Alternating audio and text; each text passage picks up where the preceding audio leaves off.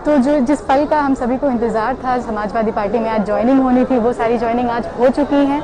अभी मंच पर स्वामी प्रसाद मौर्य और उनके साथ में कई सारे अन्य नेता जो कि भाजपा और बाकी अन्य दलों से समाजवादी पार्टी को ज्वाइन किए हैं, वो मंच पर मौजूद थे। साथ ही सपा अध्यक्ष अखिलेश यादव ने उन सभी नेताओं को लाल साफा पहनाते हुए उनका पार्टी में स्वागत किया। नेताओं की बात करी जाए कि कौन कौन से नेता थे जो कि आज समाजवादी पार्टी से जुड़े हैं, तो उनमें मुख्य नाम है डॉक्टर धर्म सिंह सैनी का, जो कि भाजपा से ज्वाइन हुए हैं। साथ ही भगवती सागर का विनय शाक्य हैं, जो कि आज समाजवादी पार्टी से जुड़े हैं। रोशन लाल वर्मा हैं, ब्रिजेश प्रजापति हैं, अमर सिंह चौधरी हैं और इनके साथ ही तमाम विधायक हैं जो कि आज समाजवादी पार्टी से जुड़े हैं। लगभग दर्जन भर से ज़्यादा विधायक हैं जो कि आज समाजवादी पार्टी से जुड़े हैं। इनमें से कई सारे ऐसे भी हैं जो कि कई बार विधायक के तौर पर सीट जीत भी चुके हैं। तो भाजपा के लिए एक बड़ा झटका हो सकता है, क्योंकि आज भारी मात्रा में आज समाजवादी पार्टी में यहाँ पर लखनऊ में ज्वाइनिंग संपन्न हुई है। साथ ही सभा को संबोधित करते हुए ये भी कहा गया कि ये बस शुरुआत है। आज जो ज्वाइनिंग हुई है उसके बाद में ये सिलसिला जारी रहेगा और लगातार और भी ज्वाइनिंग भविष्य में देखने को मिलेंगी। मंच पर धर्म सिंह सैनी मौजूद थे। उन्होंने अपने संबोधन में कहा कि 2022 में अखिलेश यादव को वो मुख्यमंत्री बनाएंगे और साथ ही 2024 में अखिलेश यादव को प्रधानमंत्री के तौर पर देखते हैं। स्वामी प्रसाद मौर्य ने भी अपने संबोधन में कई सारी बातें कही। उन्होंने मंच पर से बीजेपी पर जम के निशाना साधा और कहा कि अनुसूचित जातियां और जनजातियां जो हैं उनके लिए भाजपा ने कोई कार्य नहीं किया है। जितने भी कार्यों का वादा किया गया था, भाजपा के पाले में रहकर भी स्वामी प्रसाद मौर्य हमेशा से इन चीज़ों का विरोध करते आए। कुछ पार्टी की ऐसी नीतियां थी जिनका वो विरोध करते आए, जो कि उनके अनुसार पिछड़ा वर्ग जो है उसके अगेंस्ट थी, लेकिन तब भी उनकी कैबिनेट में रहते हुए भी बात उनकी नहीं सुनी गई। साथ ही उन्होंने कहा कि अनुसूचित जातियों के साथ में हमेशा से ही अन्याय होता आया है और भाजपा जो है उसने हमेशा से ही अनुसूचित जातियों को टारगेट किया है और उनको वोट बैंक के तौर पर यूज किया है और उनके उद्धार के लिए कोई भी कार्य नहीं किया गया है।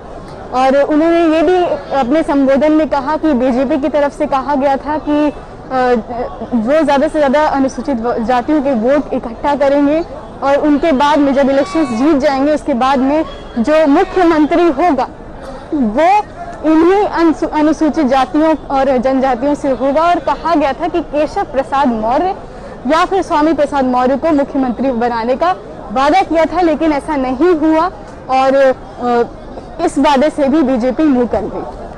साथ ही कई सारे मामले जो कि गोरखपुर के कई सारे केसेस स्वामी प्रसाद मौर्य ने यहाँ पर गिनाए हैं, जिनको ये कहा गया कि जो भाजपा सरकार दावे करती है कि गुंडा राज उन्होंने हटाया है, तो यहाँ पर मंच से स्वामी प्रसाद मौर्य ने ऐसे कई सारे इंसिडेंसेस गिनाए हैं जो कि ये दिखाते हैं कि भाजपा राज्य में भी गुंडागर्दी हुई है।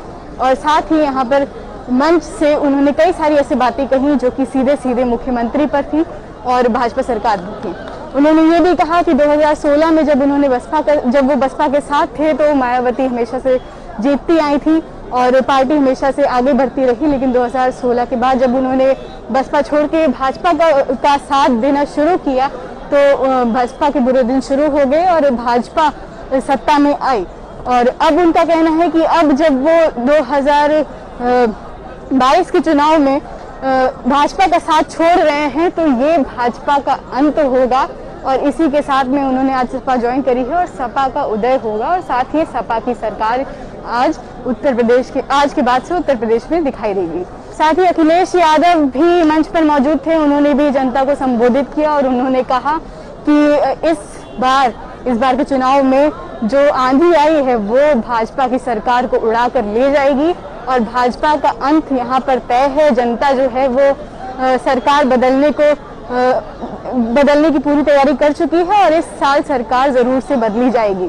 साथ ही उन्होंने ये कहा कि जो 3/4 सीट की बात कर रहे थे, यानी कि बीजेपी सरकार जो 3/4 सीट जीतने की बात कर रही थी, वो अब सिर्फ 3 और 4 सीटों में ही सिमट के रह जाएगी। साथ ही उन्होंने कहा कि बीजेपी के पास कोई अपनी खुद की ठोस उपलब्धि नहीं है।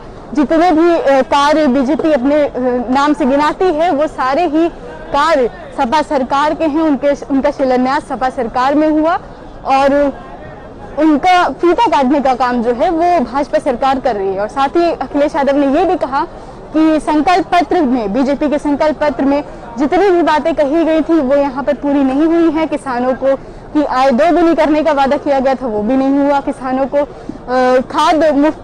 खाद उपलब्ध नहीं हुई है, उनकी फसलों को नहीं खरीदा गया है। तो किसानों के साथ भी भाजपा सरकार यहाँ पर खड़ी नहीं दिखाई दी। और साथ ही डीजल पेट्रोल भी महंगा कर दिया गया भाजपा सरकार ने, ये भी अखिलेश यादव ने यहाँ मंच से कहा। और अब जनता परिवर्तन चाहती है, अब बीजेपी की ठोकराज वाली राजनीति खत्म होने वाली है और मुकदमे जो हैं वो उनसे, बीजेपी सरकार मुकदमों से इन सबको डराने की कोशिश कर रही है। जैसे कि उन्होंने ये भी कहा कि स्वामी प्रसाद मौर्य के पार्टी छोड़ने के बाद से ही एक केस है जो कि खुल गया और गिरफ्तारी वारंट जारी हो गया। तो जो बीजेपी है वो मुकदमों से भी इनको डराने की कोशिश कर रही है, पर ये सारी नीतियां काम नहीं आएंगी और इस बार निश्चित तौर पर सपा सरकार आना तय है।